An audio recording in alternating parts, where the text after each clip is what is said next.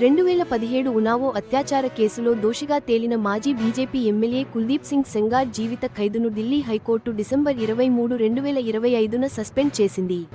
Court సెంగార్కు bail మంజూరు చేస్తూ కొన్ని షరతులు విధించింది.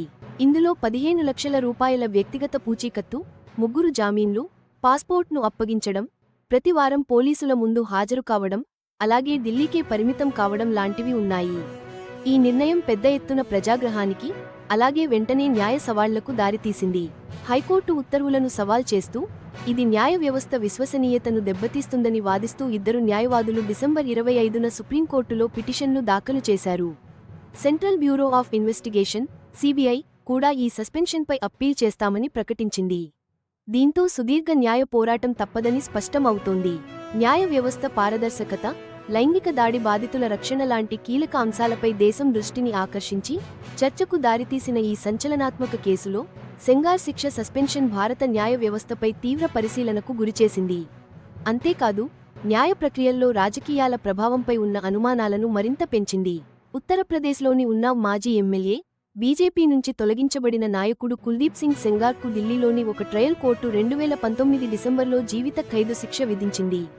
మైనర్పై అత్యాచారం చేసిన కేసులో పోక్సో చట్టంలోని సెక్షన్ 5 తీవ్రమైన లైంగిక దాడి మరియు సెక్షన్ 5(c) ప్రభుత్వ ఉద్యోగి నిందితుడు కింద ఈ శిక్ష పడింది.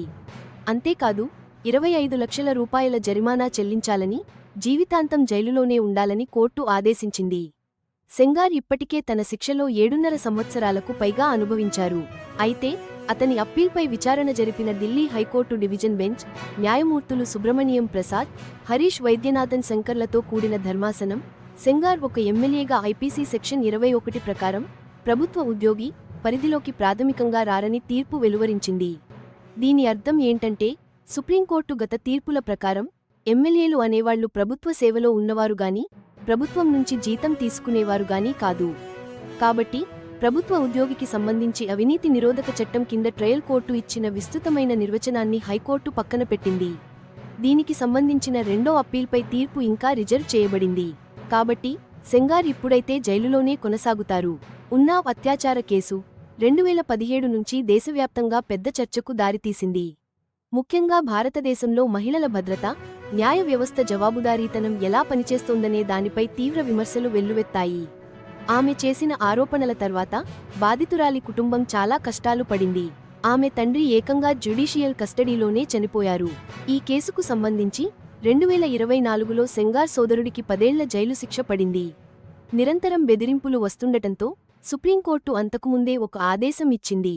బాధితురాలికి, ఆమె కుటుంబానికి సిఆర్పీఎఫ్ భద్రత కల్పించాలని, 25 లక్షల పరిహారం ఇవ్వాలని, కేసును తిహార్ జైలుకు బదిలీ చేయాలని చెప్పింది. ఈ తాజా పరిణామం మళ్లీ పాత గాయాలను రేపుతోంది. మొదట్లో ఈ కేసుపై ఇండియా గేట్ దగ్గర పెద్ద నిరసనలు జరిగాయి.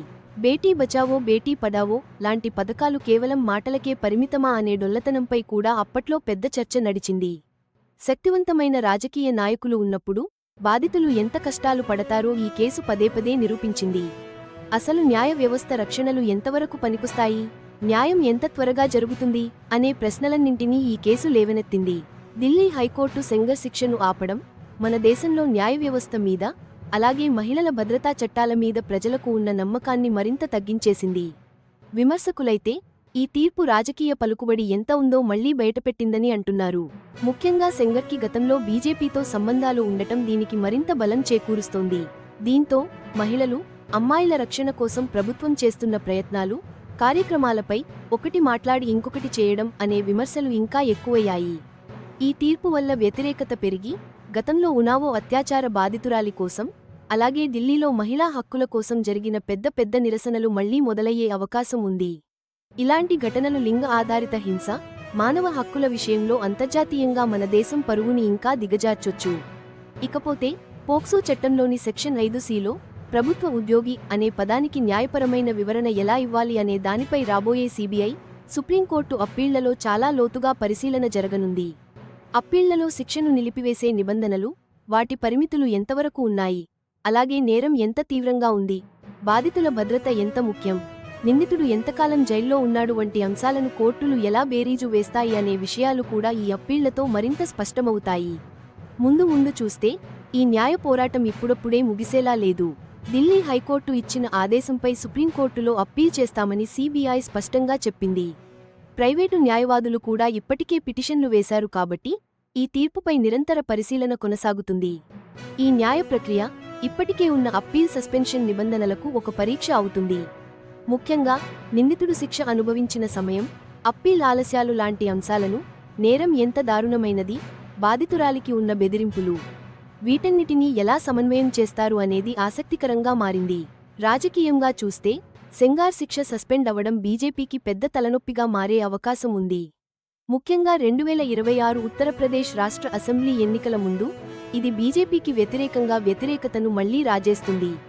విపక్ష పార్టీలు ఈ పరిణామాన్ని ఉపయోగించుకుని ధనవంతులు, పలుకుబడి ఉన్నవాళ్లకి శిక్షలు పడవు అనే వాదనని మళ్లీ గట్టిగా వినిపించే అవకాశం ఉంది. గతంలో జరిగిన ఇతర ప్రముఖుల బెయిల్ కేసులను కూడా దీనికి పోల్చి చూపిస్తారు. ఈ వివాదం వల్ల సీబీఐ, జాతీయ మహిళా కమిషన్, ఎన్సీడబ్ల్యూ లాంటి ఏజెన్సీలు రాజకీయ ప్రముఖుల కేసులను ఎలా డీల్ చేస్తున్నాయనే దానిపై సంస్కరణలు కావాలనే డిమాండ్లు కూడా పుట్టుకొచ్చే అవకాశం ఉంది. ఇక బాధితురాలి భద్రత గురించి చెప్పాలంటే సీఆర్పీఎఫ్ రక్షణ ఉన్నప్పటికీ ఆమెకు ఉన్న భద్రతా సమస్య మాత్రం ఇంకా కీలకమైన అంశంగానే ఉంది.